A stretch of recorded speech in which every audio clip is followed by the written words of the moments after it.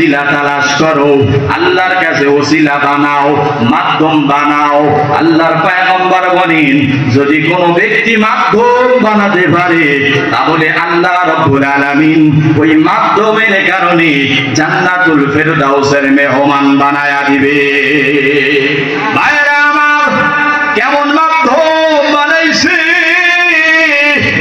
আব্দুল্লাহ ইবনে মুবারক হজ করতে যাবে। চলতে চলতে পথের ভিতরে বাড়ির পাশে এক প্রতিবেশীর কাছে দেখেন প্রতিবেশী ঘরের ভিতরে রান্না করতেছে, খটখট আওয়াজ হয়। যে দেখেন গরম চুলার ভিতরে কোনো কিছু নাই, বরং কয়টা হাড্ডি আছে। কয়টা হাড্ডি জ্বালাইতেছি, ডাক দিয়ে বলেন, মাগো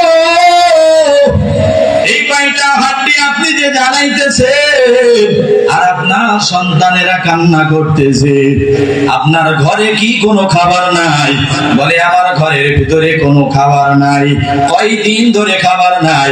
3 দিন ধরে খাবার নাই, 3 দিন ধরে না খেয়ে আছি। আব্দুল্লাহ ইবনে মুবারক ডাক দিয়ে বলেন, রে মহিলা, আমি হজে যাওয়ার জন্য রওনা। এখন দেখি আমার প্রতিবেশী না খেয়ে দিন কাটায়, হজে আমার যাওয়া হবে না। হজের টাকাগুলো তোমাকে দিয়ে দিলাম। হজের কাফেলার লোকজনেরা আসছে, ও মুবারক হজে কি যাবে না? গুছিয়ে নাও। আব্দুল্লাহ ইবনে মুবারক ডাক দিয়ে বলেন, এবছর হজ করা আমার হবে না, আমার প্রতিবেশী না খেয়ে আছে, আমি সব টাকাগুলো এখানে দিয়ে দিলাম, হজ করা আমার কপালে না। আব্দুল্লাহ ইবনে মুবারকের হাজির কাফেলা মক্কার জমিনে হাজির, মক্কার জমিনে হাজির হয়ে হজ করে। আর সামনে দিয়ে দেখেন আব্দুল্লাহ ইবনে মুবারক তাওয়াফ করে। সুবহানাল্লাহ। ও আব্দুল্লাহ ইবনে মুবারক, তুমি এত বড় মিথ্যাবাদী তো না? বললে হজে যাব না, কিন্তু হজের মাঠে দেখি তুমিও সামনে তাওয়াফ করো, তাও পিছনে না। কিভাবে হজের মাঠে আসলি? আব্দুল্লাহ ইবনে মুবারককে ডাক দিয়ে বলেন, কিন্তু কোনো কথা বলে না। দেখতে দেখতে বিরক্ত হয়ে গেছে।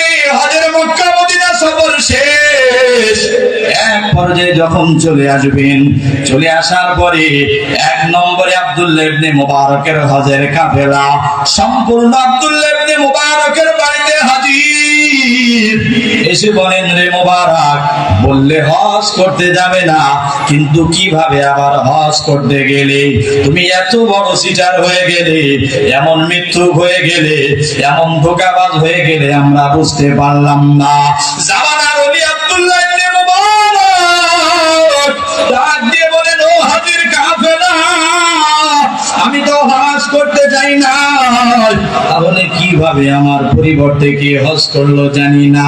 স্বপ্নের মাধ্যমে জানায়া দেয়, ও আব্দুল্লাহ ইবনে মুবারক, তুমি যে হজ করতে যাও না, তোমার পরিবর্তে জিবরিল আমিনের মাধ্যমে, ফেরেশতার মাধ্যমে আল্লাহ রাব্বুল আলামিন তোমার হজ করিয়েছেন। সুবহানাল্লাহ। আরেকটা প্রাইজ ডাক দিয়ে বলেন, রে মুবারক, শুধু কে তোমার হজ আমি করিয়েছি না, না, বরং আমি আব্দুল্লাহ ইবনে মুবারক জেনে রেখো, তুমি যে প্রতিবেশীকে দান করেছো, হজ করতে আসতে পারো নাই, প্রতিবেশীকে দান করার কারণে, প্রতিবেশীর পাশে দাঁড়ানোর কারণে আমি তোমার উসিলায় যত লক্ষ লক্ষ কোটি হাজি হজ করার জন্য হাজির, সমস্ত হাজিদের হজ আমি কবুল করে নিয়েছি।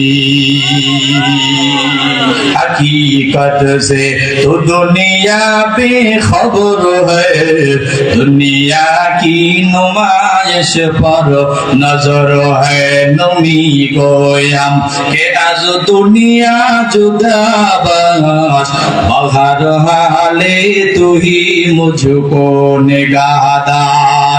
ইসদে দুনিয়া আজ খুদা গাফিল বুদাম নাই কো মাশু টুকরা হো ফর জিন্দজান। ভাইরা আমার, কয়টা গুণ চলছে আওয়াজ করে বলেন, জোরে বলেন। 1 নম্বর গুণের নাম তাকওয়া, 2 নম্বর গুণের নাম নৈকট্যর মাধ্যম বানানো। ও আল্লাহর বান্দারা, এমন এক মাহফিলের মজলিসে হাজির হয়েছেন, যেই মাহফিলের ময়দানটা গতানুগতিক কোন ময়দান না। এই ময়দানের উপর দিয়ে হেঁটে যায় তালিবুল ইলম, যাদের হেঁটে যাওয়ার কারণে বুখারীর ভিতরে নবীজি বলেন, ওয়া ইন্নাল মালাইকাতা লা তাদউ আজনিহাতাহা রিদান লিতালিবুল ইলম। যখন তালিবুল ইলম হেঁটে যায়, মাদ্রাসার শিক্ষার্থীরা যখন হেঁটে যায়, তোমরা দেখো সাধারণ ভাবে হেঁটে যায়, আসলে তা না। বরং যখন মাদ্রাসার তালিবুল ইলম শিক্ষার্থী হেঁটে যায়, আল্লাহ পয়গম্বর বলেন ফেরেশতারা সাথে সাথে সম্মানে, যাতে পাটা জমিনের উপরে পড়ে না, যাতে পাটা যেই জমিন দিয়ে ঘুষ করে হেঁটে বেড়ায়, যেই জমিনের উপরে সুদ করে হেঁটে বেড়ায়, যেই জমিনের উপরে জিনা করে হেঁটে বেড়ায়, যেই জমিনের উপরে গীবতকারী হেঁটে বেড়ায়, এমন ব্যক্তির হাঁটার পায়ের ধুলির উপরে যদি আমার মেহমানরা হেঁটে যায়, তাহলে আমি আল্লাহ বরদাস্ত করতে পারবো না, কারণ তারা হলো আমার সরাসরি মেহমান। এজন্য যাও, যে তাদের পায়ের নিচে পাখা বিছায়া দাও।